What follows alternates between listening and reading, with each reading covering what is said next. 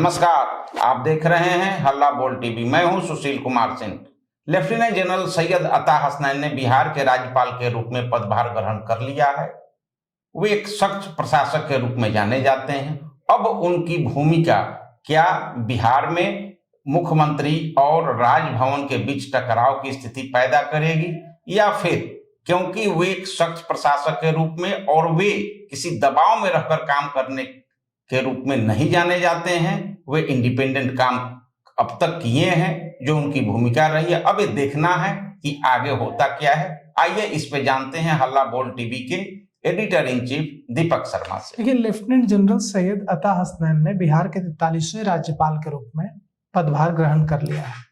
आज Patna high court के chief justice ने उन्हें पद और गोपनीयता की शपथ दिलाई। न्यायमूर्ति संगम कुमार साहू ने उन्हें पद और गोपनीयता की शपथ दिलाई। अब यहाँ पर एक बड़ा सवाल है कि हम आपको बताते हैं कि लेफ्टिनेंट जनरल सैयद अता हसनैन हैं कौन और क्यों उनको बिहार भेजा गया है, और कहीं उनके बिहार के गवर्नर के रूप में काम करने की वजह से राजभवन और मुख्यमंत्री कार्यालय के बीच, एक अणे मार्ग के बीच, जो नया मुख्यमंत्री होगा उसके बीच और जो अभी मुख्यमंत्री है उनके बीच टकराव की स्थिति न पैदा हो जाए। ऐसा हम इसलिए कह रहे हैं क्योंकि सेना से रिटायर्ड हैं सैयद अता हसनैन। उनकी नियुक्ति राष्ट्रपति द्रौपदी मुर्मू ने बिहार के राज्यपाल के रूप में की है।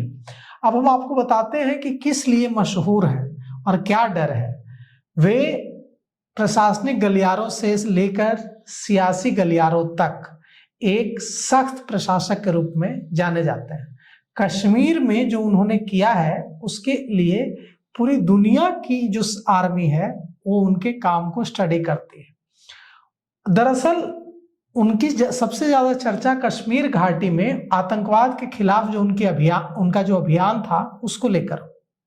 आतंकवाद के खिलाफ कश्मीर घाटी में उन्होंने अभियान चलाया और साथ ही साथ जहां आतंकियों पर टूट पड़े वहां कश्मीर के आम लोगों के दिलों तक पहुंचने की कोशिश भी की, और इसीलिए उनको कश्मीर घाटी में people's general of the people यानी आम लोगों का जनरल कहा जाता है।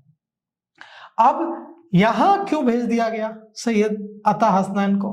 क्योंकि यहां भारतीय जनता पार्टी नेतृत्व को, प्रधानमंत्री नरेंद्र मोदी को, अमित शाह को यह लगता है कि यहां अभी बहुत कुछ उठापटक हो सकता है, और ऐसे में एक राज्यपाल की कुर्सी पर अगर एक ऐसा व्यक्ति होगा जो सख्त प्रशासक होगा, जिसको दूर का दिखता हो, जिसको यह 20 स्थितियां देखकर समझ में आ जाने की शक्ति हो कि कल क्या होगा, परसों क्या होगा और 5 दिन बाद क्या होगा, तो इसीलिए भेजा गया है सैयद अता हसनैन को कि वे संकट की स्थिति में मुख्यमंत्री सरकार की रक्षा कर सके।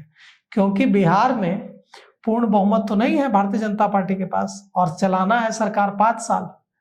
जनता दल यूनाइटेड के समर्थन से नीतीश कुमार से कुर्सी ली जा रही है। भारतीय जनता पार्टी का पहली बार बिहार में मुख्यमंत्री बनने जा रहा है। ये सारी चीजें इतनी आसानी से सबको पचेंगी नहीं। तो कई उठापटक की स्थिति रहेगी, कई बार तख्ता पलट की स्थिति होगी, कई बार तोड़फोड़ की स्थिति होगी, कई बार सरकार गिराने की स्थिति होगी, कई बार सरकार बनने ही न देने की स्थिति होगी। अभी यही कोशिश चल रही है कि सरकार बने ही नहीं और कोई ऐसा रास्ता निकल जाए जिससे फिर से नीतीश कुमार और राष्ट्रीय जनता दल और कांग्रेस और एआईएमआईएम के मिलकर सरकार बना ले। अभी ये कोशिश चल रही है पैरेलल। तो इन सारे हालातों में राज्यपाल का जो पद है वो बहुत अहम हो जाता है, क्रूशल हो जाता है। तो हम आपको बताते हैं कि क्यों भेजा गया है और क्या क्या काम करके मशहूर हुए हैं सैयद अता हसनैन। सैयद अता हसनैन 2010 से 2013 के दौरान श्रीनगर के भारतीय सेना के 15वीं कोर के कमांडर थे, और इस कोर को चिनार कोर कहा जाता है। उस समय कश्मीर घाटी में आतंकवाद से लड़ना एक बड़ी चुनौती थी, और उसके लिए उन्होंने सैयद अता हसनैन ने एक डॉक्ट्रिन बनाई। इसका नाम उन्होंने रखा हार्ट्स डॉक्ट्रिन, मतलब दिलों तक पहुंचकर आतंकवाद को खत्म करने का तरीका। और इस हार्ट्स डॉक्ट्रिन, हार्ट्स मतलब हार्ट, दिल, हार्ट्स डॉक्ट्रिन का मकसद था कि आतंकवाद से सिर्फ हथियारों के बल पर लड़ाई नहीं लड़ी जा सकती। एक तरफ आतंकियों से हथियारों के बल पर लड़ाई लड़ी जाए और दूसरी तरफ स्थानीय लोगों के दिलों तक, हार्ट तक पहुंचकर उनके दिलों में जगह बनाई जाए। इसके लिए सैयद अता हसनैन स्थानीय जो लोग थे, बुद्धिजीवी थे और जो धर्मगुरु थे, मौलवी थे, मौलाना थे, उनसे संपर्क स्थापित करते थे और लोगों में सेना को लेकर विश्वास का माहौल बनाते थे। इतना ही नहीं, हम आपको बताते हैं कि उन्होंने क्या किया। 2011 में उन्होंने Kashmir premier league cricket tournament शुरू कराया और उस समय घाटी में तनाव की स्थिति थी और ये जो Kashmir premier league cricket tournament होता था, इसमें सेना के जवान खेलते थे और स्थानीय लोग खेलते थे और क्रिकेट होता था।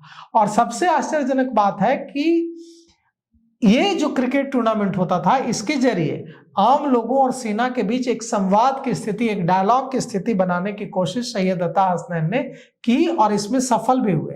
अपने कई बार अपने बिजी शेड्यूल के बाद भी वे मैच देखने पहुंच जाते थे और मैच में आए खिलाड़ियों से और दर्शकों से सीधे बातचीत करते थे, रूबरू होते थे, मुखातिब होते थे। इससे उनके प्रति आम लोगों में एक विश्वास का माहौल बना और सेना को स्थानीय लोगों का समर्थन मिलने लगा। सैयद अता हसनैन ने अमरनाथ यात्रा की सुरक्षा की व्यवस्था में एक महत्वपूर्ण भूमिका निभाई और सुरक्षा एजेंसियों के साथ बेहतर समन्वय और स्थानीय लोगों की इसमें भागीदारी में महत्वपूर्ण भूमिका निभाई। अब वे बिहार के राज्यपाल हैं और कश्मीर में उनका कार्यकाल, जिसको पीपल्स जनरल के नाम से वे मशहूर रहे हैं, संवाद और संतुलन के साथ उनकी भूमिका के लिए याद किया जाता है। लेकिन यह तो हुआ कि वे क्या करके बिहार आए, लेकिन अब उनको बिहार में करना क्या है? अब उनको बिहार में सरकार के संकट मोचक की भूमिका में भेजा गया है कि अभी से लेकर जब तक बिहार में भारतीय जनता पार्टी का मुख्यमंत्री नहीं बन जाता है, तब तक वे रक्षक के रूप में रहें, हर उठापटक पर नजर रखें, संकट की स्थिति में सरकार के संकट मोचक बने। और क्योंकि इस तरह सरकार गिरने में, नई सरकार बनने में राज्यपाल की और विधानसभा अध्यक्ष की बड़ी भूमिका होती है। सारे फैसले विधानसभा अध्यक्ष और राज्यपाल ही करते हैं। तो ऐसी स्थिति में सैयद अता हसनैन की बड़ी भूमिका होगी। तो और जब एक बार सरकार बन भी जाएगी, तब भी यह कोई पूर्ण बहुमत की सरकार नहीं है। मात्र 89 विधायक हैं भारतीय जनता पार्टी के। तोड़फोड़ की कोशिश हो सकती है, सरकार गिराने की कोशिश हो सकती है, उठापटक की कोशिश हो सकती है, बगावत की स्थिति हो सकती है, बहुत चीजें हो सकती हैं। तो उस स्थिति में राज्यपाल के रूप में वे सरकार के संरक्षक के रूप में रहेंगे। तो और एक और चुनौती होगी कि जैसा कि आपने शुरू में कहा सुशील जी, कि वे हाथ बांधकर खेलने वालों में से नहीं जाने जाते हैं, वे हाथ खोलकर खेलते हैं। अब हम ये सभी जानते हैं कि राज्यपाल की भूमिका बहुत सीमित होती है, संवैधानिक पद है, लेकिन अधिकार तो बहुत होते हैं, भले ही कोई राज्यपाल इस्तेमाल करे या न करे। तो अगर वे अपने अधिकारों का इस्तेमाल करने लगे, चाहे यूनिवर्सिटीज को लेकर, चाहे सरकार को लेकर, चाहे दूसरे सरकार से जुड़े अहम फैसलों को लेकर, तो यह भी हो सकता है कि मुख्यमंत्री के साथ भी, जो भविष्य के मुख्यमंत्री हों, उनके साथ भी टकराव की स्थिति बन सकती है। तो कई सारी चुनौतियां हैं। हम चाहेंगे कि जैसे सैयद अता हसनैन अब तक सफल होते रहे हैं कश्मीर में और दूसरी भूमिकाओं में, वैसे ही वे बिहार में भी एक राज्यपाल के रूप में सफल होंगे और उनको एक बेहतरीन राज्यपाल के रूप में, उनके कई मेडल हैं, कई मेडल उनके, जैसे देखिए आज भी शपथ जब वे ले रहे थे, ओथ ले रहे थे, तो शपथ ग्रहण के दौरान कई मेडल झलक रहे थे उनके सीने पर। तो हमारी शुभकामना है कि एक मेडल और, सांकेतिक मेडल जो इनविजिबल हो, उनके इस पर सीने पर झलकने लगे कि बिहार में एक ऐसे राज्यपाल के रूप में उनकी भूमिका रही जिन्होंने बिहार को एक कदम आगे ले जाने में बड़ी भूमिका निभाई।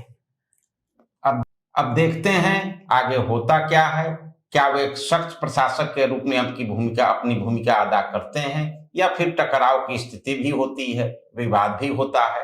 राज्यपाल और मुख्यमंत्री का विवाद तो कई राज्यों में रहा है, कांग्रेस के राज्य में भी रहा है। अभी तक इस दौरान मोदी राज्य में इस तरह के टकराव नहीं देखने को मिले हैं, लेकिन सैयद अता हसनैन जो नए गवर्नर बने हैं, अब देखते हैं कि इनकी भूमिका कैसी होती है। धन्यवाद।